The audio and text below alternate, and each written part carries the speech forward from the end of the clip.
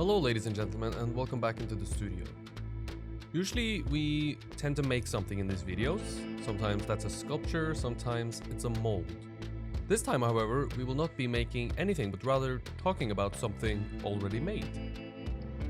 You might have watched some videos previously released here on the channel where I've worked on a series of maquettes for an over life-sized sculpture of Kronos devouring his child. This is the first video in the series on the actual final over life-size sculpture, which, as you can see, it's quite large. I decided not to film myself making the armature and rather just talk about it after I've made it, because how interesting is it to see me fiddle around with armature wire and tighten hose clamps and wrapping wire around the armature. Maybe not that interesting. Now this might not be that interesting either, but I'll let you be the judge of that. So let's discuss what this armature is made out of and how it's going to function. The armature is made of a combination of materials in order to work for my sculpture.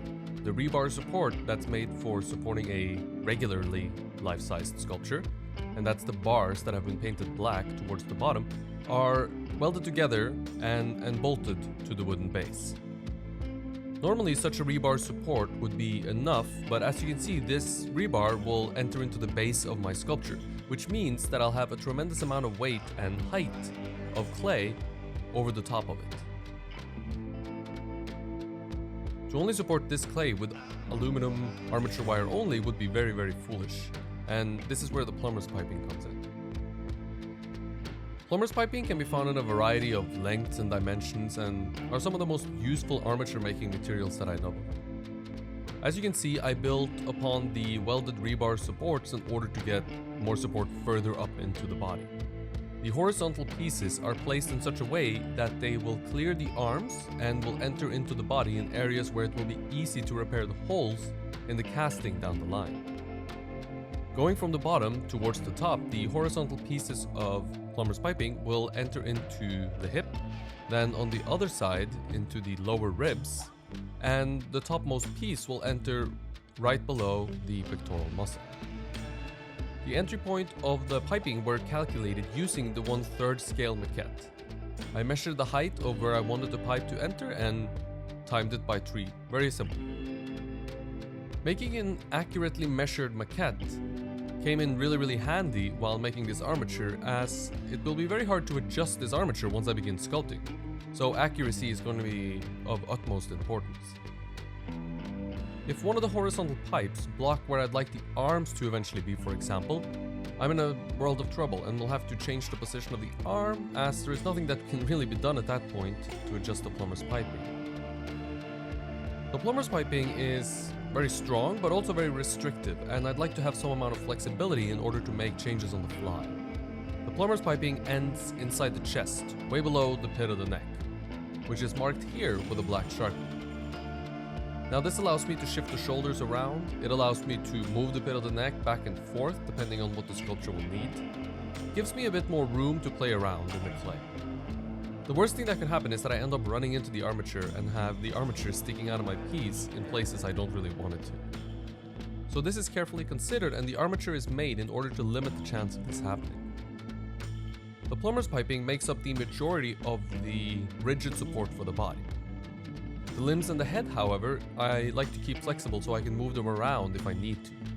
And to meet this end goal, they'll need to be made out of something different than plumber's piping, something flexible. And my material of choice in those cases is aluminum armature wire. In this case, I went with square aluminum armature wire because it holds onto the clay a little bit better than round armature wire, though the difference between square and round is very minimal, of course. The size of the wire is 1 centimeter or 3/8 of an inch, so it's very thick wire. In the legs and head, I went with bundles of 4 for extra rigidity and strength, and in the arms I went with 3. The extra wire does not only add strength and stiffness, which I'll need in order to support the weight of all the clay, but it will hold on to the clay better, take up a little bit more space, limit the weight of the clay. There's a lot of good things about having a few extra wires in there. Notice that there are air gaps in between some of the wires, and I'll have to make sure the clay is pushed into all these gaps so there will be no air pockets inside my sculpture that will fill with water and erode the binder in the clay slowly over time, leaving me with a sloppy mess that will keep on cracking, which would be a lot less fun to work on. So I have to pay close attention to this. The armature wire is bound or attached to the core of plumber's piping using hose clamps. They're a little difficult to make out because there's a lot of stuff going on with this armature, so I'll point them out to you here. I use plenty of hose clamps in case one of them comes loose, which does happen. If I only use a few and they all come loose, or one too many comes loose, then the arms and the legs will flop around, and if that happens far into the process, it's very, very difficult to dig into your sculpture to find where the hose clamp is and tighten it up. So use a few extra hose clamps, a few more than you think you'll need. Hose clamps are my preferred way to secure armature wire to the solid core of an armature. And they are my favorite because they're really, really strong, they're pretty cheap, and can easily be retightened should I need to repost the arms, for example, and they will be worked loose. Now, that's not so easy to do with something like zip ties, which is another option, but as long as I have space inside my sculpture, I'll always use hose clamps over zip ties, as they are much, much stronger. Even inside the arms and the legs, I'll have enough room on this piece to use hose clamps. Normally you would have to use zip ties here because arms and legs are obviously quite narrow sometimes. But with an over life-size sculpture, I think I'll find the room to fit my hose clamps inside the cup. Next on the agenda is the butterflies, or in layman terms, they're called clothespins in my case. But we will operate with the term butterflies for now, because it's more accurate for sculpture. Butterflies used to be handmade wooden crosses, but with today's technology, we can skip making our own wooden crosses and just use plastic clothespins that we buy at the supermarket, as they don't rot and they don't promote the growth of fungus on our sculpture. The butterflies serves the purpose of grabbing onto the clay, making sure the clay doesn't fall off the armature. I have two different kinds of butterflies on this piece. One kind is the kind which is wire wrapped tightly to the arms and legs, mostly in order to help the armature wire support the clay a little bit. You'll see a few of them around the body of the piece as well. They're not only in the legs, for example. They're very rigid and they won't flop around on me. They'll stay put in their place. You can see I also have them in the neck, the arms, and of course the legs. The other kind of butterfly does flop around, but it's on purpose actually. On a big piece like this, there will be areas where clay will be suspended far from the support of the wire and the piping. Thick sections of clay like this weigh a lot and they can potentially fall off. So to support those masses of clay, I hang the butterflies from my sculpture on a wire. These butterflies can hang out into space and support clay, for example, underneath the arms, far away from where my armature wire is. I also have them hanging all over the body.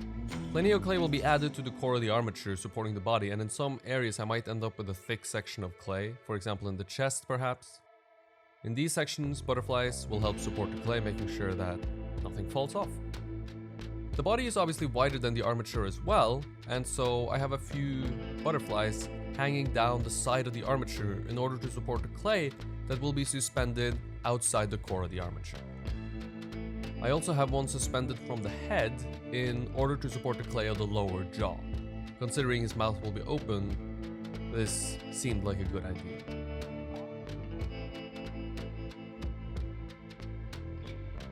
The last piece of the puzzle is wrapping wire.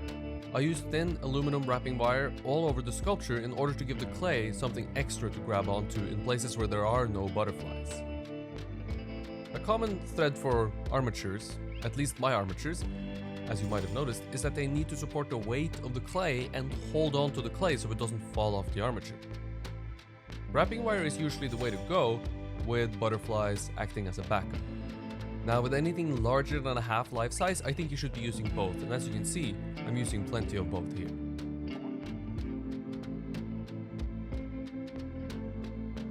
The legs and arms at the moment are quite floppy, as you can see. Now this will be remedied by attaching the legs to the plumber's piping running down into the base, supporting the rock that Kronos will be seated on. I don't want to do this now, however. I want to wait until I'm certain of where the feet will end up being. The idea is to have the wire run into the feet, and once they're slightly below the feet, take a 90-degree turn inwards towards the plumber's piping and be attached to the poles to the plumber's piping with hose clamps. And this should add all the stiffness I need for the legs. The arms suffers from the same thing, but they will eventually meet at the armature of the female character that Kronos is holding. This armature won't be made until I'm really far into sculpting Kronos, as if I have that armature up there, it will obstruct me from sculpting the main figure of Kronos. Once the female figure's armature has been made and positioned properly, I will attach the arms to it, which will add a ton of rigidity. For now though, the arms are best left out of the way, so I can sculpt the body and the legs to begin with without having the arms obstructed. So that's it. Now the armature is ready to be sculpted upon. And if I can summon the courage to, I will begin sculpting on next month.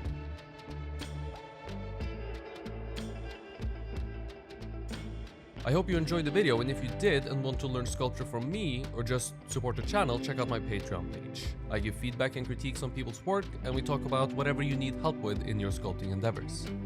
And right now there is exclusive sculpting content on my Patreon. The first series we are embarking on is the Beginner's Guide to Figure Sculpture. I'm super excited to finally be creating exclusive content for Patreon, and I hope you will be too, and we'll take a look. The link to my Patreon is in the description below. Thank you for watching, and stay tuned for a new video next Thursday. Hit the subscribe button and the bell to be notified whenever a new video comes out.